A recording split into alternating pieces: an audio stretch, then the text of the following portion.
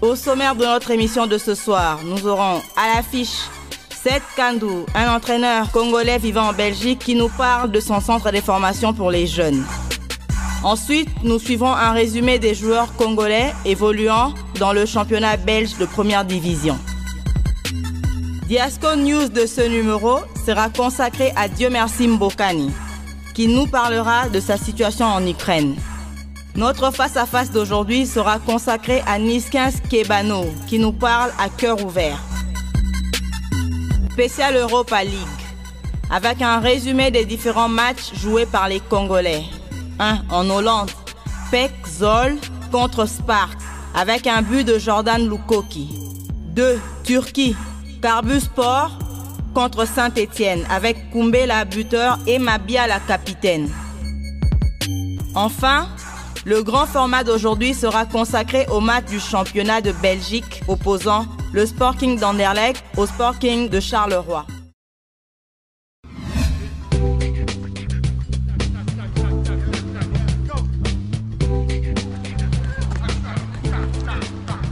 Een maand geleden startte het project waarbij spelers van Club Brugge, afkomstig uit Brussel, trainen bij Seth Kandou in Sint-Agatha-Berchem. De bedoeling is dat Brugge de contacten van een Kandou gebruikt om jong Brussels talent te recruteren. Depuis plus de 4 ans, j'ai créé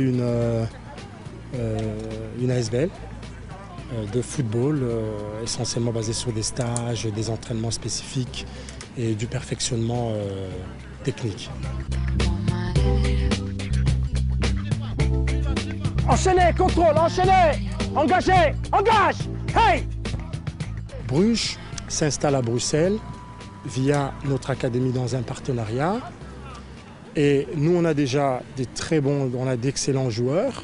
Bruges nous confie ces joueurs qui sont affiliés chez eux et qui habitent la région de Bruxelles. Si tu fais 2 touches, tu ne vas pas mourir, hein? Et parlez, demandez où vous voulez le ballon. Le but, justement, c'est de passer les joueurs qui sont dans l'académie, qui sont valables, qui ont le niveau d'une première division, de pouvoir intégrer le club. Pascal Maaschalk, sinds kort verantwoordelijk voor de jeugdopleiding van Club Brugge, komt in Sint-Agatha-Berchem kijken hoe het eraan toe gaat op training. Brussel is ook volgens hem een kweekvijver van jong voetbaltalent. Kijk, Brussel is een stad van 1 miljoen inwoners, misschien ondertussen al wat meer denk ik. Op dit moment is Brugge een stad van 100.000 inwoners.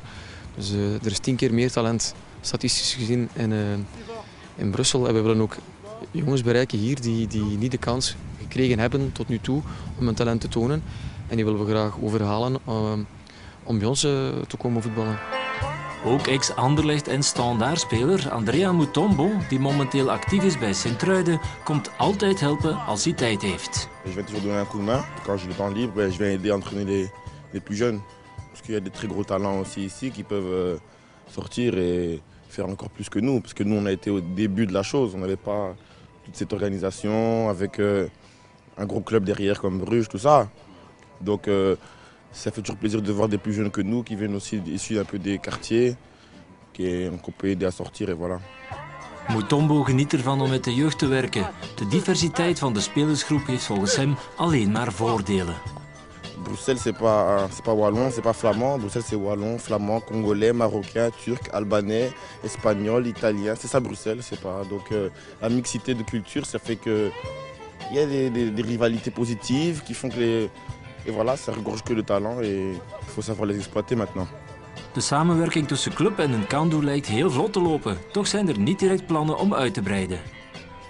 Het zal nooit de bedoeling zijn om, zal ik het zeggen, Club Brussels te worden bijvoorbeeld. Het zal altijd, Club Brugge zal zijn eigenheid behouden, maar zal wel altijd op zoek blijven gaan, zoals in het verleden, naar de beste spelers.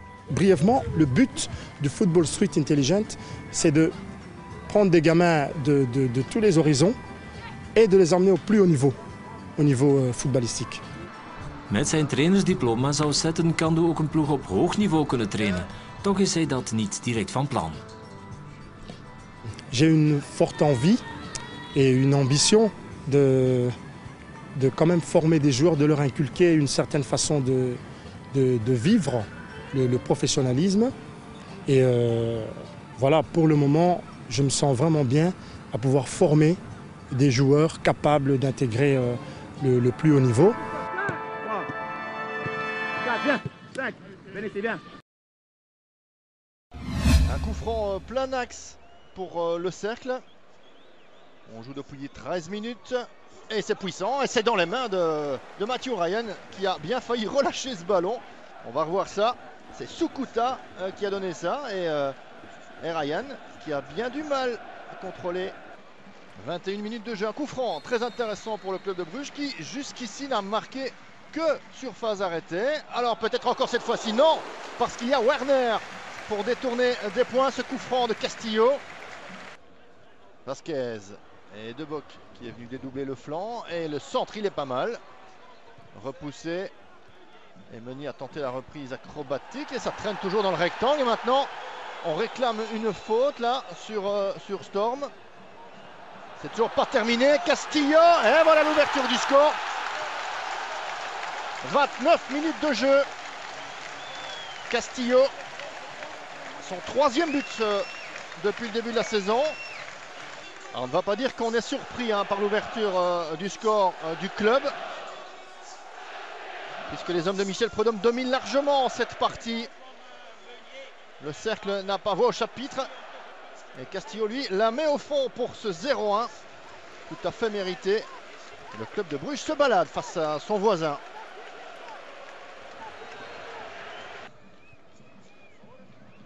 Menegazzo en profondeur pour Castillo qui a pu contrôler cette fois. Et il faut un réflexe d'Olivier Werner pour écarter le ballon. Ducène qui va centrer, non. Il vient s'appuyer sur Bourdin pour le centre. On se gêne dans le rectangle, attention. Et Ryan qui doit s'interposer devant Sukuta. Ah, le cercle s'est réveillé, clairement.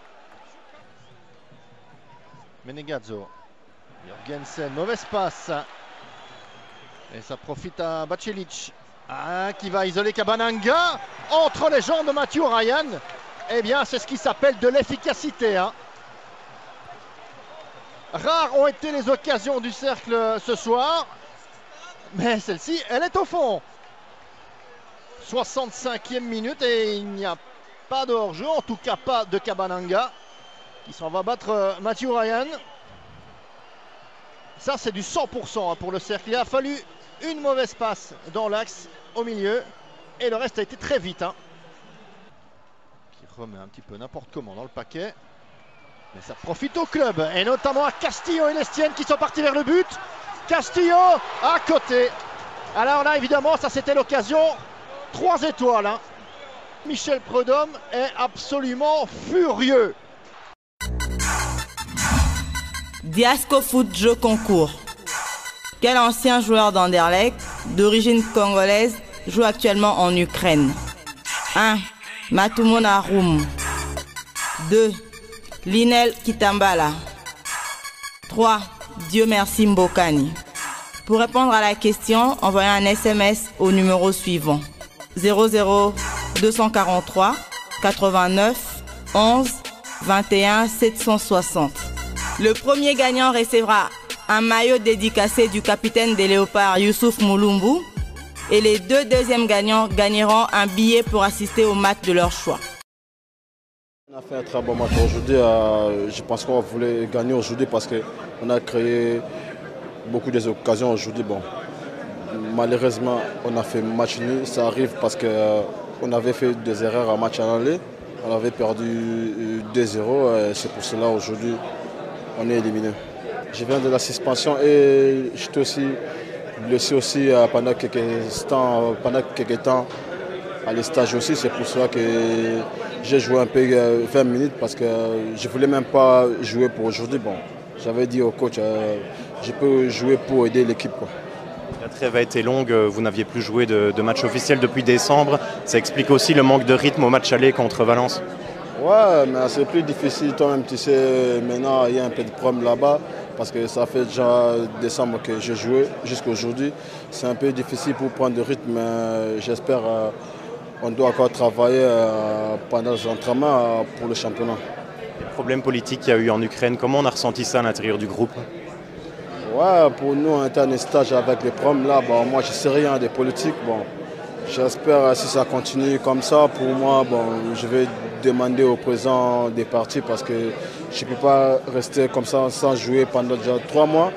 C'est un peu difficile pour nous de jouer. Si tu restes pendant 3 mois sans jouer, c'est un peu difficile. Pour la suite, il y aurait un championnat qui vous ferait rêver? Ouais, maintenant, j'avais dit si je pars de Dynamo Kiev, maintenant, je vais aller en Angleterre maintenant parce que maintenant, mon objectif, c'est de partir en Angleterre maintenant. Vous avez vu quelques fois dans les stades en Belgique. Qu'est-ce que vous pensez notamment du Sporting d'Anderlecht cette année? Ouais, pour moi, bon, je vais dire, pour le moment, le Sporting d'Anderlecht, bon, ça ne marche pas bien. J'espère que ça va aller pour les playoffs. Je crois que maintenant, il y a des équipes de jeunes. J'espère qu'il faut laisser aussi de tenter pour Anderlecht. Moi, je ne peux pas juger l'entraîneur. Pour moi, bon, l'entraîneur, je travaille avec lui. On était champion avec lui. Pour moi, bon, il y a un peu de problème par rapport aux joueurs aussi. Ce n'est pas l'entraîneur qui va jouer aussi sur le terrain. Moi, je crois que c'est le problème aussi des joueurs et l'entraîneur aussi. Ce n'est pas l'entraîneur tout seul. Vous suivez le championnat belge. Pour vous, qui sera champion cette année? Ouais, bah, je ne peux pas dire. Bon, de toutes les façons, les points, on va diviser ça par 2. Bon. On verra bien. Bah, pour le moment, moi, je vois c'est Standard et Bruges. Bon, j'espère aussi Anderlecht dans les playoffs. Pourquoi pas aussi. Le championnat d'Ukraine, par rapport au championnat belge, quel est le niveau?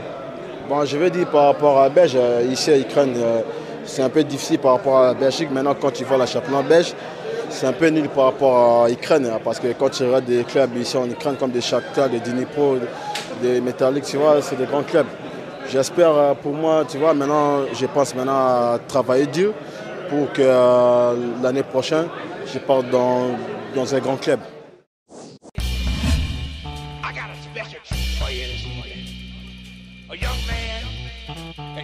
Je la regarde.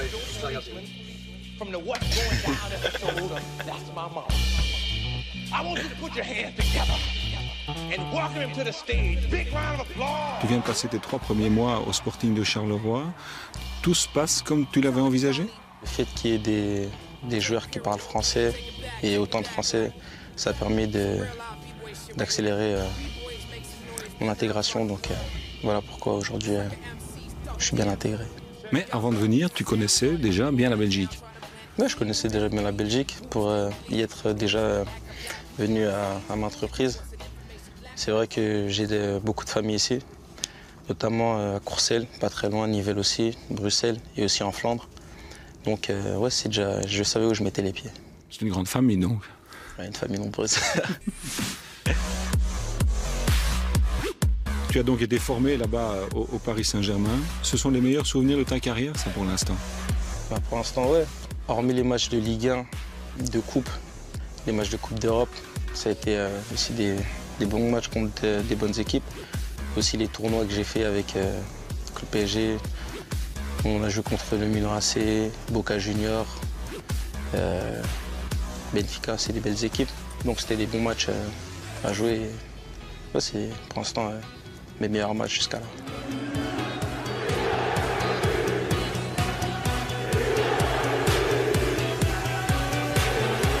Je me rappelle souvent, on me demandait c'était qui le joueur le plus technique. Et souvent, ils me demandaient Pastore, Néné. Peut-être la réponse va vous choquer, mais le plus technique, en tout cas, le joueur que je trouvais le plus technique, c'était Mathieu Bodmer. C'était vraiment une très très grosse technique. Mais bon, là, il est plus au PSG, donc après les joueurs qui m'ont vraiment marqué, bah, ils avaient tous leurs points forts, hein, ils étaient tous forts. Donc je ne peux pas en citer un parmi d'autres.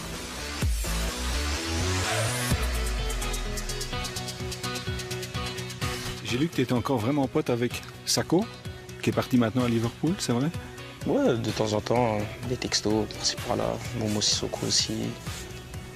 Jallet, qui est encore au PSG, de temps en temps.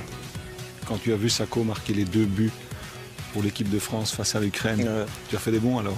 Ouais, j'étais super content pour la France et surtout pour lui, pour sa famille. Et voilà, je lui envoie un petit message de félicitations. La France sera championne du monde? Je sais pas, je pense pas. Non, pas cette année, je pense pas. La France plus forte que la Belgique? Ouais. Ouais, plus fort que la Belgique, mais bon, comme j'ai dit, l'équipe de la Belgique, c'est une équipe en devenir. Donc d'ici quelques années, on peut vraiment prétendre à de grandes choses. À Paris, tu as connu Camboiré, tu as connu Ancelotti aussi quelque temps. Ouais, j'ai connu Ancelotti. C'est vraiment un grand coach. Ça se voit par son charisme. Et je sais pas, il a quelque chose. Et c'est un coach aussi qui sait faire la part des choses. Sur le terrain, c'est vraiment un entraîneur qui en demande beaucoup à ses joueurs. D'être vraiment derrière ses joueurs. Et en dehors, il peut rigoler avec n'importe quel joueur, que ce soit un jeune ou un plus vieux. Et c'est vraiment à ça que j'ai eu un très grand respect pour ce monsieur. Et ici, tu es un entraîneur italien aussi, hein? Oui, bien sûr, italien, tout ça. Monsieur Mazou. Ouais. Avec Mario aussi. Mario. Michel. C'est vrai qu'ici, à Charleroi, le côté italien est très prononcé. Vrai, bizarrement. Moi, j'étais surpris par ça. Je pensais qu'il y avait beaucoup de Belges, mais bon, je connaissais pas la région, je connaissais pas vraiment la ville. Et à ce que je vois, il y a beaucoup d'Italiens ici.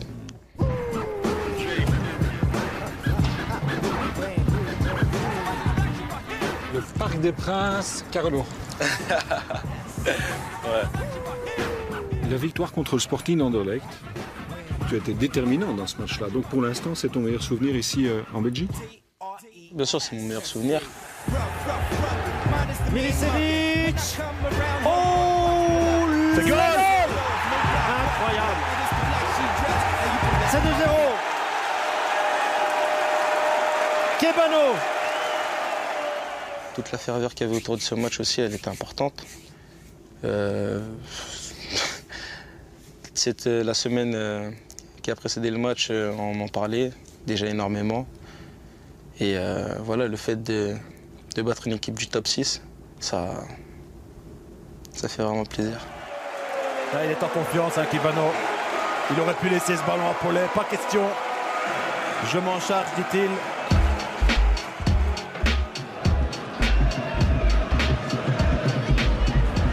Il y a de la place hein, sur ce flanc droit défensif de Lokeren, Onurkaya. Kebano, c'est bien joué.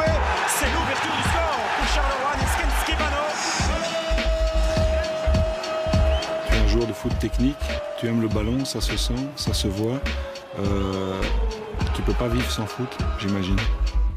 Ouais, le foot, c'est un sport que j'aime. Avant, j'avais pas le même amour pour le foot.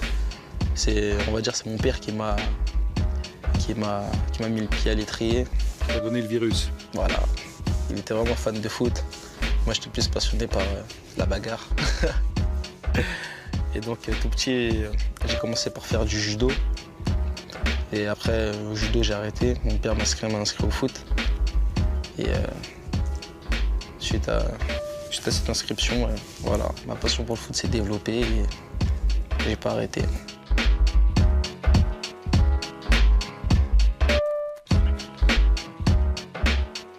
Il y a de grandes différences évidemment entre une ville comme Paris et Charleroi.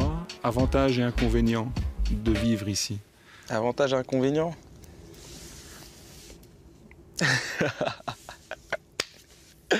Avantages et inconvénients. L'avantage, c'est que comme il n'y a pas très grand chose à faire, on reste à la maison, donc on se repose plus. C'est plus calme en tout cas. Ouais, c'est plus calme.